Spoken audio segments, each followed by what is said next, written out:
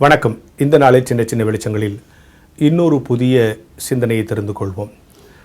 பணக்காரர்கள்லாம் மோட்சத்துக்கு போக முடியாது, சொர்க்கத்துக்கு போக முடியாது, பரலோக ராஜ்யத்துக்கு போக முடியாது, பணம் இருந்தால் போதாது அப்படிங்கிற டீச்சிங்லாம் கேட்டிருக்கோம். பணக்காரனாக இருக்கிறது தப்பா?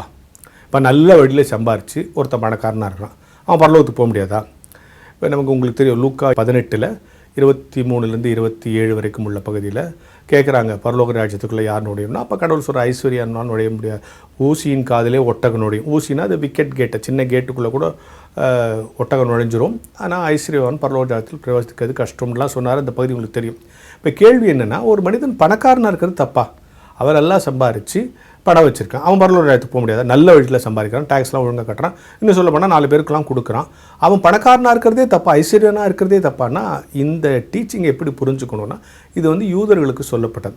இந்த சொன்னவொன்னே யூதர்கள் அதிர்ச்சி அடைஞ்சிட்டாங்க. நான் அவெல்லாம் என்ன நினச்சான்னா, பணம் தான் கடவுள் கொடுக்குற ஆசீர்வாதம், பணக்காரனாக இருக்கிறவன் மீட்கப்பட்டுருவான், பரலோகத்துக்கு போயிடுவான்னு நினச்சாங்க.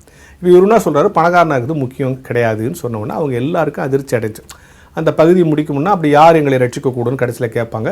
கடவுள் மனிதனால் கூடாது, தேவனால் கூடும்னு அந்த பகுதி முடியும். நீங்கள் வீட்டில் படிச்சுங்க.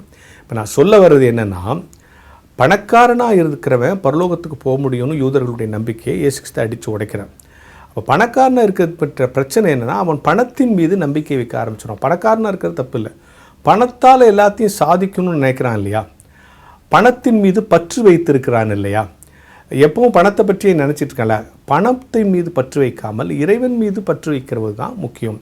பணத்தின் மீது பற்று வைத்தால் அவனால் வாழ்க்கையில் ஈடேற முடியாதுங்கிறது அங்கே சொல்லப்படுகிற டீச்சிங். பணக்காரனாக இருக்கிறது தப்பில்லை, அவங்கெல்லாம் பணம் தான் இறைவன் கொடுக்குற ஆசீர்வாதம்னு நினச்சாங்க. பணக்காராக இருந்தாலே கோயிலுக்கு அதை இதை கொடுத்து நிறைய தான தர்மம் பண்ணி பரலோகத்துக்கு போயிடலாம் அப்படின்னு நினைக்காங்க. நீ யார் மீது பற்று வைக்கிறாய்? பணக்காரன் அவன் பணத்தை பற்றியே இப்போ கவலைப்பட்டுக்கிட்டே இருப்பான் இல்லையா, அப்போது அவனுக்கு பற்று எங்கே இருக்கும்? இறைவன் மீது இருக்கும். இதுக்கு ஒரு அழகான செய்தி சொல்லுவாங்க, கோயிலுக்குள்ளே போனாலும் நினைவு செருப்பு மேலே இருக்கும், அப்படி கழட்டி விட்டு செருப்பு மேலே இருக்கும்னு சொல்லுவாங்கள்ல. அப்போது கடவுள் மீது பற்று வைக்க வேண்டும். உன் செல்வத்தால், உன் பணத்தால் இறைவனை அடைய முடியாது.